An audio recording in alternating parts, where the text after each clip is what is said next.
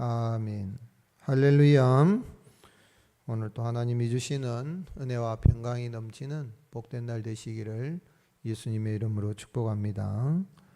오늘 읽은 말씀 1절에서 3절에 보면 여호와 하나님은 이스라엘을 통해서 다메섹이 멸망하여 더 이상 성읍을 이루지 못하고 폐허가 될 것과 에브라임과 다메섹의 요새 아람의 남은 자들이 사라져서 이스라엘의 영광이 사라진 같이 될 것이다 라고 말씀하십니다. 그리고 이어서 4절에서 11절에는 그 이스라엘 야곱이죠. 야곱이 이스라엘.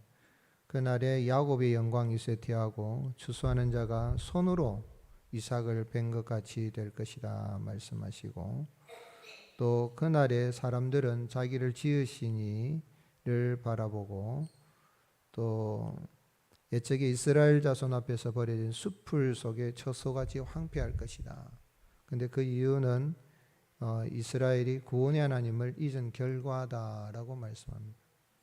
그리고 12절에서 14절 말씀에서는 많은 민족이 마치 바다의 파도가 치는 소리같이 소동하고 열방이 큰 물결처럼 충돌하겠지만 주님께서 꾸짖으시니 그들이 바다에 흩어지는 겨처럼 될 것이다.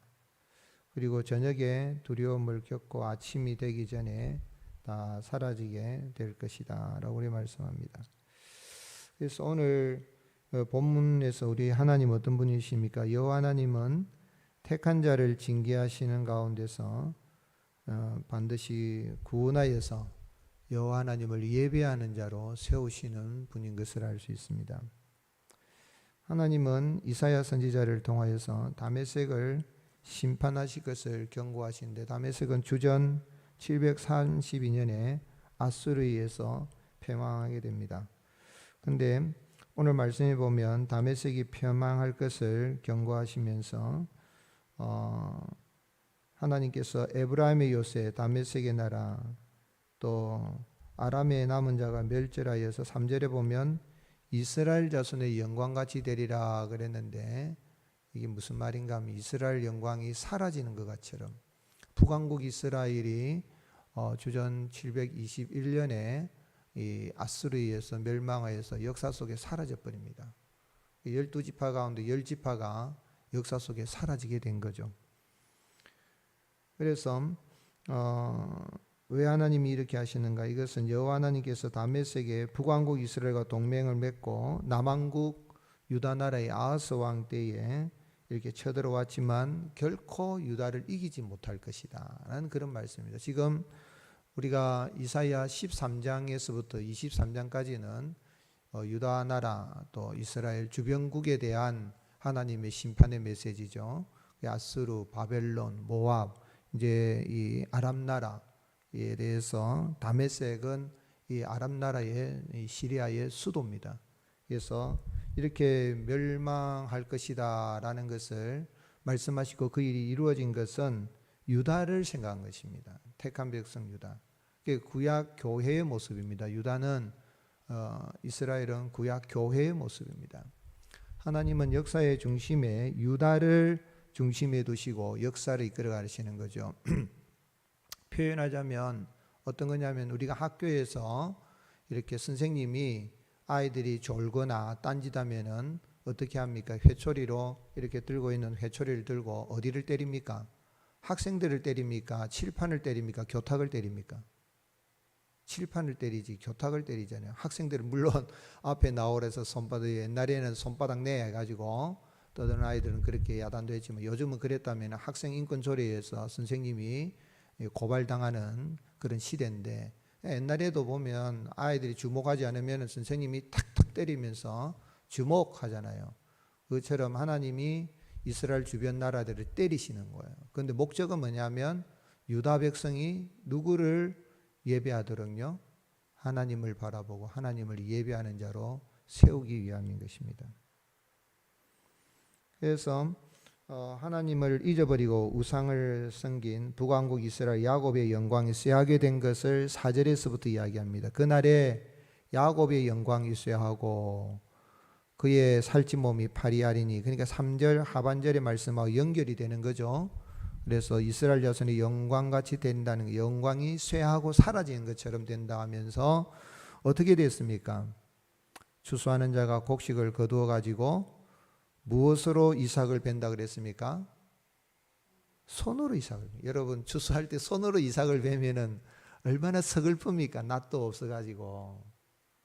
그리고 르바임 골짜기 이삭을 주운 것 같아.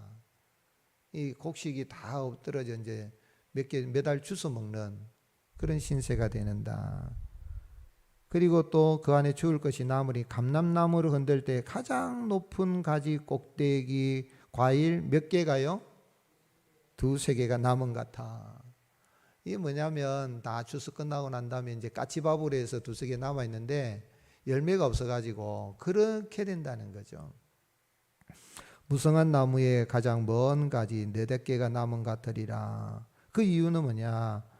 그들이 하나님을 잊어버렸기 때문이다. 10절 이는 네가 내 구원의 하나님을 잊어버리며 내 능력의 반석을 마음에 두지 아니한 까닭이다. 그렇게 이야기한 거예요.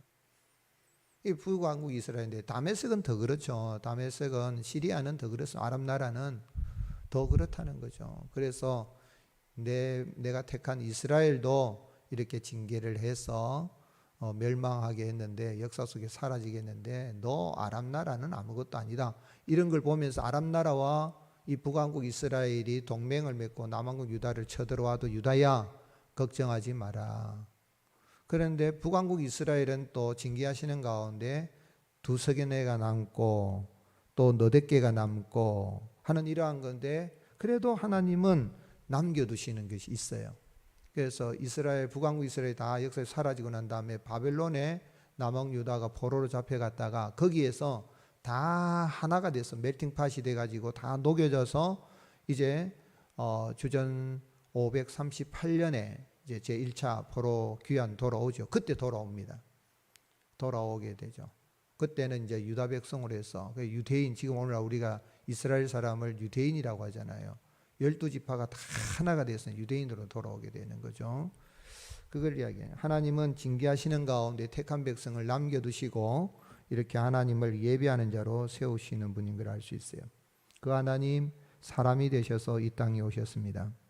우리 예수님께서는 요한복음 5장 22절에 뭐라고 말씀하셨습니까? 아버지께서 아무도 심판하지 아니하시고 심판을 다 누구에게 맡겼다 그랬어요? 다 아들에게 맡겼다. 예수님께 맡긴 거야.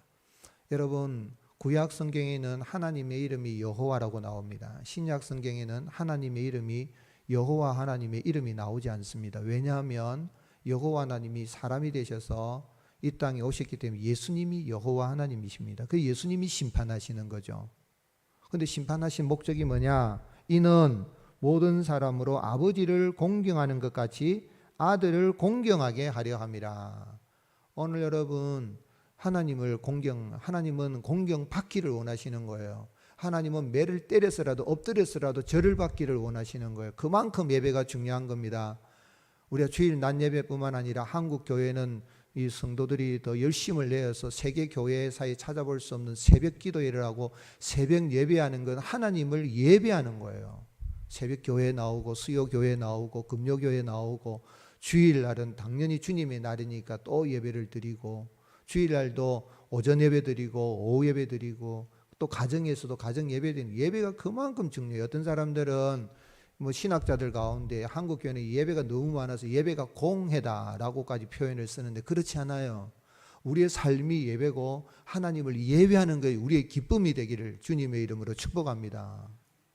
그만큼 하는 예배 받기를 원하시는데 매를 때려서라도 택한 백성은 구원해서 하나님을 예배하게 하시는 하나님이십니다. 그래서 예수님이 오셔서 사람들이 하나님 공경 안 하거든요. 예수님 공경 안 하거든요. 오히려 하나님을 공격하고 예수님을 공격하는 거예요. 자식을 잘못 길러 놓으면 자식이 부모를 공격하잖아요. 공경하기는커녕 공격한다고요. 어떤 자식은 부모에게 자기 했던 자기 몫에 돌아올 돈을 내놔라고 유산을 내놔라고 부모를 해하기도 하는 그런 모습을 신문 언론지상을 통해서 우리가 보도를 접하잖아요. 그런데 오늘날 그리스도인이라고 하면서 예수님을 믿어서 구원받았다고 하면서 하나님을 공경하는 것이 아니라 공격하는 사람들이 있다고. 예수님을 조롱하고 교회를 조롱하는, 그게 안티 적그리스도가 막 일어나고 있잖아요. 공산주의가 기독교의 사생아라고 한다면 오늘날 안티 기독교 단체가 생겨진 게 그게 사생아입니다, 여러분. 마귀의 역사지요. 그래서 아들을 공경하지 아니하는 자는 그를 보내신 아버지도 공경하지 아니하느니라. 오늘 여러분, 내가 예수 믿고 구원받고 하나님 아버지를 공경하고 예배하는 자로 거듭나게 하시고 예배하는 자로 살아가게 하신 은혜를 감사하며 하나님을 잘 예배하며 살아갈 수 있기를 주님의 이름으로 축복합니다. 우리 어떻게 살아야 됩니까? 성도는 우상을 버려야 돼요. 그리고 오직 여호와 하나님만을 바라봐야 돼요. 이 바라보는 게 중요합니다. 그래서 하나님이 이렇게 심판하신 목적이 뭐라고 했습니까? 7절에 그날에 사람이 자기를 지으신 이를 어떻게 해요? 바라보겠으며 그의 눈이 이스라엘의 거룩하신 이를 뵙겠고 자기 손으로 만든 제단을 바라보지 아니하며 자기 손으로 지은 아세라 태양을 보지 아니하라.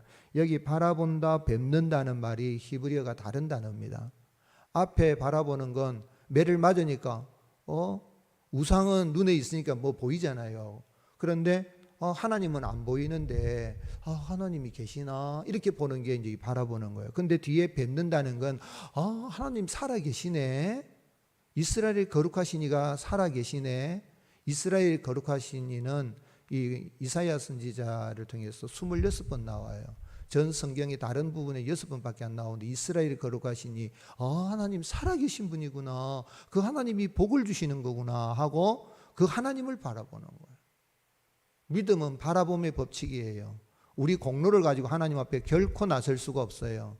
하나님 앞에 우리 공로를 가지고 내서면 우리의 행위로 나가려고 하면 하나님 앞에 죄악밖에 없어요. 우리는 돌았으면 죄짓고 생각하는 게 죄요, 말하는 게 죄요, 모든 게 악한 죄밖에 없어요. 구원받은 백성이라고 하면서도 그렇게 살아가는 게 많아요. 그런데 주님 바라보면 우리가 믿음을 주시는 주님이 우리에게 믿음 주셔서 믿음 가운데 행할 수 있는 은혜를 주십니다.